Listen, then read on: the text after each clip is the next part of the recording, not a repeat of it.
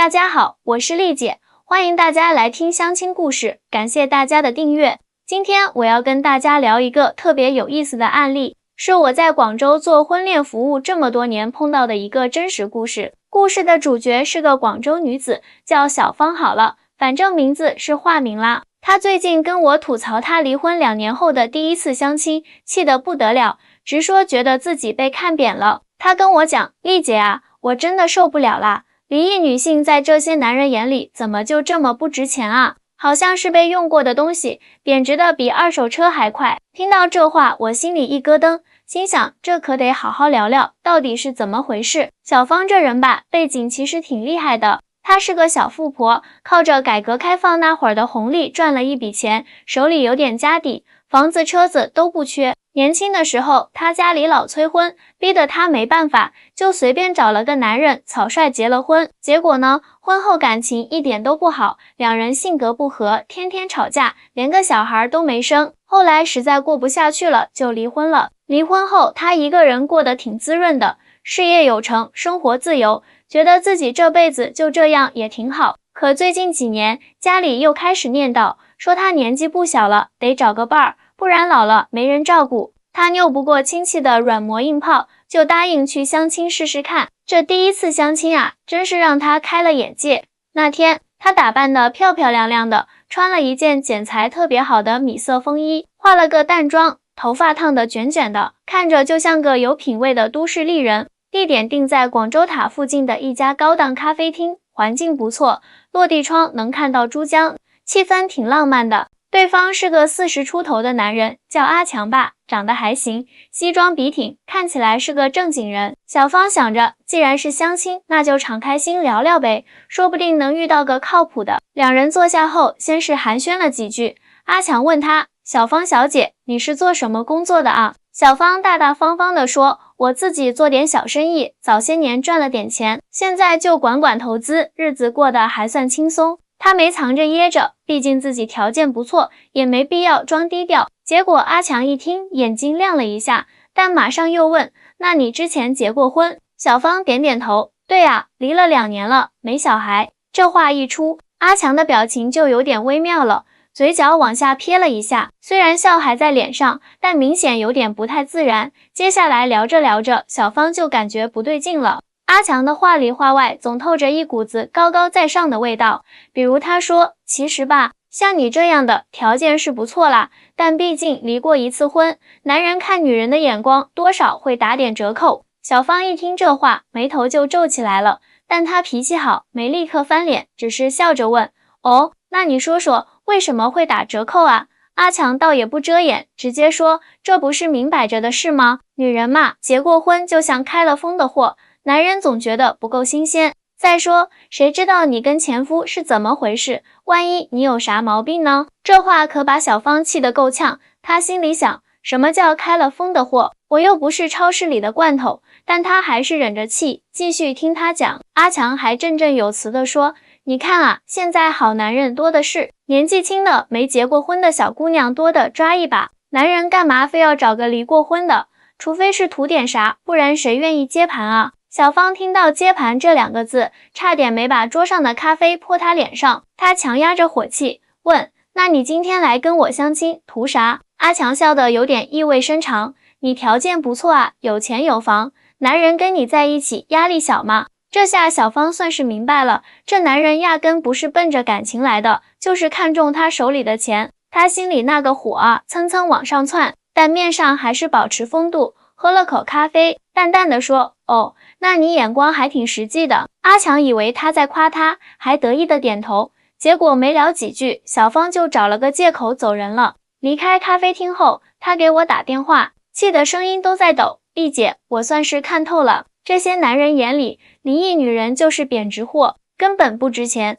我听完他的经过，赶紧安慰他，哎呀，小芳你别气，这男人就是个奇葩，不代表所有人都这样。但他还是不解气，说，丽姐，你说说，为什么这些男人会这么想啊？离个婚怎么就成了原罪？我叹了口气，心想这问题可不简单，得慢慢分析。接下来我就跟他聊了聊这背后的原因。小芳电话里那句丽姐，你说说，为什么这些男人会这么想啊？离个婚怎么就成了原罪，让我心里一顿感慨。挂了电话后，我坐在沙发上泡了杯茶，琢磨着这事儿得从头捋一捋。毕竟我做红娘这么多年，见过的奇葩相亲对象多了去了，但像阿强这种把想法说得这么直白的，还真不算多。我得给小芳讲明白，这男人眼里离异女人不值钱的根本原因到底是啥？顺便也聊聊他们找离异女到底图什么。先说这相亲的全过程吧。小芳那天从咖啡厅出来，气得连晚饭都没吃，直接回了她天河北的那套大平层。她跟我说，回家后越想越气，觉得自己这2年好不容易从离婚的阴影里走出来，结果一脚又踩进这种破事儿里。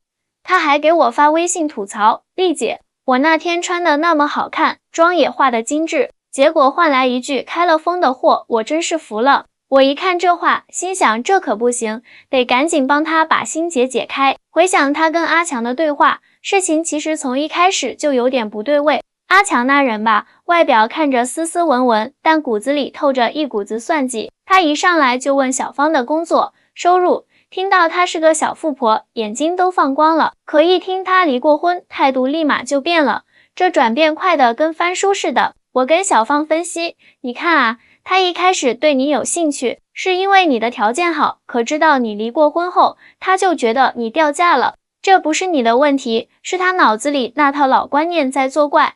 那这老观念是啥呢？我跟小芳讲，妹子啊，这事儿得从男人的心里说起。有些男人，尤其是像阿强这种40岁左右的，觉得自己正值黄金年龄，在婚姻市场上还能挑挑拣拣。他们眼里，女人最好是年轻，没结过婚，干干净净的，这样才算值钱。一旦离过婚，就像二手房似的，哪怕装修再豪华，也不如新楼盘看着亮眼。小芳听完冷笑一声，那照他这么说，我这二手房还是天河北的豪宅，他不也照样看不上？我哈哈一笑，对啊，他眼瞎嘛。不过话说回来，这观念背后还有更深的原因。我接着跟他说，你想想啊，传统观念里，女人结了婚就得从一而终，离婚在有些人眼里就是失败的标签，尤其是男人，他们会下意识觉得离过婚的女人可能有啥问题，要不然怎么留不住前夫。阿强那句谁知道你跟前夫是怎么回事，就是这种想法的翻版。小芳一听就不服了，丽姐，我跟前夫感情不和，分手是我提的，凭啥说我有问题？我赶紧点头，就是啊，但这些男人懒得去了解真相，他们就爱用自己的小脑瓜瞎猜。再往深了说，还有个更现实的点，我跟小芳讲，妹子，你别看阿强嘴上说的冠冕堂皇，其实他这种人找离异女，骨子里是图省事儿。你有钱有房，生活稳定，他跟你在一起不用费劲打拼，就能过上好日子。这种男人啊，心态就是捡现成的，还美其名曰压力小。小芳听完，气得拍桌子，合着我辛辛苦苦赚来的家底是给他来白嫖的。我忙说，可不是吗？这种人就是想空手套白狼，还觉得自己特别聪明。说到这儿，我还想起阿强那句男人干嘛非要找离过婚的，除非图点啥。这话虽然刺耳，但也点出了真相。有些男人找离异女真不是奔着感情去的，而是看中了女方的资源，比如小芳这种经济独立，房子车子齐全，对他们来说就是个优质标的。我跟小芳说，你看啊，他嘴上嫌弃你离过婚，其实心里早就盘算好了，要不是你条件好，他能巴巴的跑来跟你相亲。小芳哼了一声，那他还真是打错了算盘，我又不是傻子。聊到这儿，小芳的情绪总算缓和了点，但她还是有点疑惑。丽姐，那照你这么说，离异女在男人眼里是不是真的一点行情都没有？我一听这话，赶紧摆手，哎呀，妹子，你可别这么想，阿强这种男人只是少数，市面上还是有很多靠谱男人的。你这次只是运气不好，撞上了个极品。他叹了口气，但愿吧，不然我真要对相亲绝望了。我安慰他，别急啊，相亲这事儿本来就是碰运气，咱下次换个思路，找个真心想过日子的人。小芳点点头，但语气里还是有点不甘。丽姐，你说我条件也不差，咋就碰上这种货色？我拍拍胸脯，这不还有我吗？下次我给你好好筛选，绝不让这种奇葩再靠近你。小芳那句丽姐，你说我条件也不差，咋就碰上这种货色？让我听了既心疼又好笑。我拍着胸脯跟他说，这不还有我吗？下次我给你好好筛选，绝不让这种奇葩再靠近你。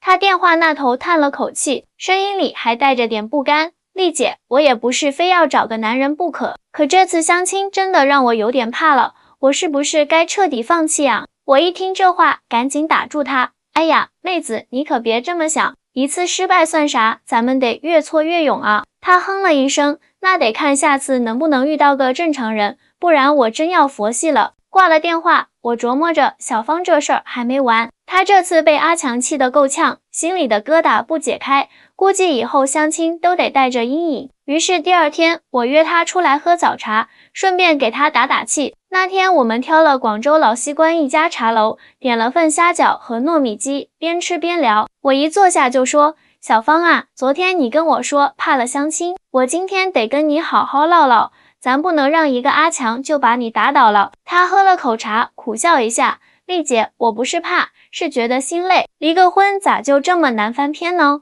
我夹了个虾饺给他，摆出一副老姐姐的架势，妹子啊，你听我说，离异女难翻篇，不是你不够好，是有些男人脑子有坑，像阿强那种，嘴上嫌弃你，实际上还不是馋你的钱。他要是真有本事，干嘛不去追那些没结过婚的小姑娘？小芳一听，扑哧笑了，丽姐，你这话说得太狠了，但他还真没那本事。我哈哈一笑，就是啊，这种男人就是典型的端起碗吃饭，放下碗骂娘，你别往心里去。聊着聊着，我看他情绪好点了，就开始给他规划下次的相亲。我说，你看啊，你条件这么好，房子车子都有，事业也稳，咱下次找个目标明确的男人，比如年纪大点，经济独立的，最好也离过婚，这样大家经历差不多，能互相理解。小芳歪着头想了想，丽姐，你是说找个二手男？我一拍桌子，对啊，二手配二手，天作之合吗？他没资格挑你，你也没必要看他脸色，多公平。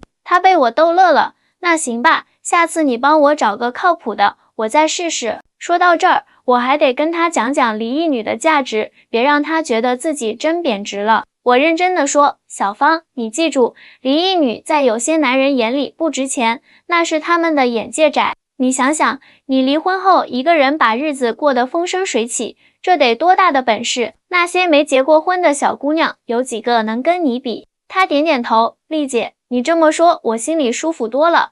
可阿强那种人咋就看不上呢？我冷笑一声，他看不上，他那是嫉妒。一个靠你吃饭的男人，有啥资格挑三拣四？我接着分析，你看啊，像你这样的离异女，其实是快宝，经济独立，生活经验丰富，知道自己要啥，这种女人谁娶了不是赚到？阿强那号人，图你的钱还嫌你用过，简直是又当又立。小芳听完，眼睛一亮，丽姐，你这话说得太解气了，我还真没想过自己这么值钱。我拍拍她的手，就是啊，你得自信起来，下次相亲昂首挺胸，别让那些奇葩把你气势压下去。聊到这儿，小芳总算有了点笑模样，她喝了口茶，问我，那丽姐，你觉得我下次相亲该注意啥？我想了想，说，首先啊，别急着亮底牌，你条件好是没错，但别一上来就全告诉对方，免得又招来阿强这种货色。其次，多观察对方，看他是不是真心想过日子，而不是只盯着你的钱包。他点点头，我这次是太实诚了，下次得学经典。我笑着说，对吗？相亲就是斗智斗勇，咱得把主动权握在手里。吃完早茶，小芳心情明显好了不少。她跟我告别时还说，丽姐，这次多亏你开导我，不然我真要钻牛角尖了。我摆摆手，哎呀，谢啥？我这红娘不就是干这个的吗？你等着，下次我给你找个靠谱的，保准让你满意。她笑着走了，我看着她的背影，心想这妹子总算没被阿强那混蛋打垮，挺好。回过头想想，小芳这事儿其实挺典型的。离异女在相亲市场上的确容易被挑刺，但这不代表她们不值钱。像小芳这样的，靠自己打拼出一片天，哪个男人有眼光就该抢着要。至于阿强那种嫌弃离异女还想占便宜，说白了就是既没本事又贪心，这种人啊，活该单身一辈子。我做红娘这么多年，最看不得的就是这种挑肥拣瘦的男人，下次再有这样的，我得第一时间把他筛出去，省得祸害好姑娘。小芳的故事到这儿算告一段落，但她的相亲路还得继续，希望她下次能遇到个真心对她好的男人，别再被奇葩气得跳脚。毕竟像她这样的好女人值得被珍惜。至于那些觉得离异女贬值的男人，我只能说，兄弟，你那是没福气。哈哈，故事讲完，大家觉得咋样？欢迎留言跟我聊聊你们的想法哦。